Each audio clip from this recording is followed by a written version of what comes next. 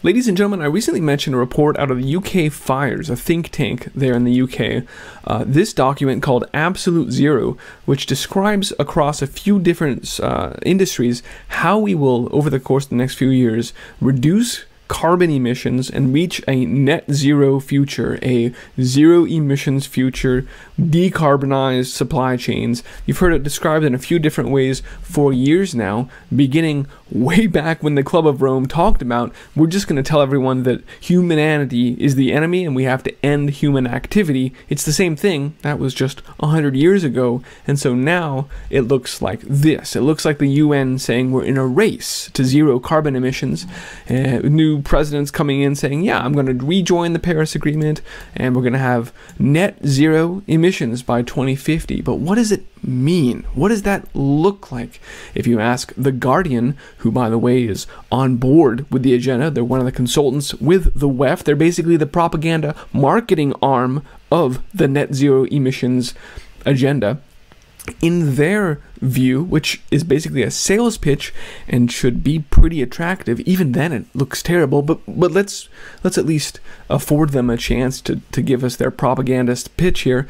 Landscapes from coast to coast would be transformed, carpeted in wind turbines and solar panels with enough new transmission lines to wrap around the Earth 19 times.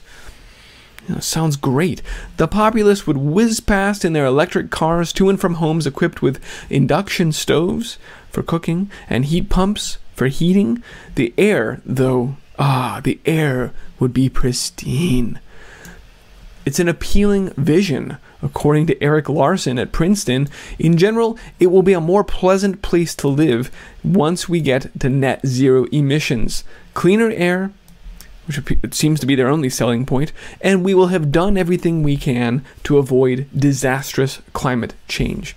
Well, ladies and gentlemen, tonight I want to suggest to you, and I want to do so by looking at the Absolute Zero report and the various industries they mention, as well as correlating that with news right now, because this is all going forward in real time. All of these things are lurching forward. It is a blitzkrieg of just pure economic onslaught across all of these vectors, but it's not building towards a clean air, pristine future like Princeton man would have you believe. No, it's one of global totalitarian fascist communist state with total surveillance from above, from below, where we're forced to eat bugs. We own nothing, but we're happy anyway, right? Again, in the WEF's own propaganda. That's what they tell us. You're going to own nothing. You're going to eat bugs and lab-grown meat, clean meat. You're going to upcycle food that was food waste, and you're going to eat that too now. It's a circular economy. There's no such thing as garbage. We just turn it into something else now.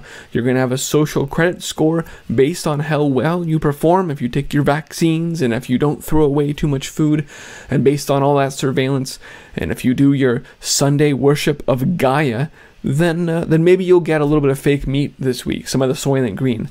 Otherwise, sorry, this is not pristine air. This is a terrible totalitarian state, one that has been envisioned for longer even than the Club of Rome has been around, and they're building it now.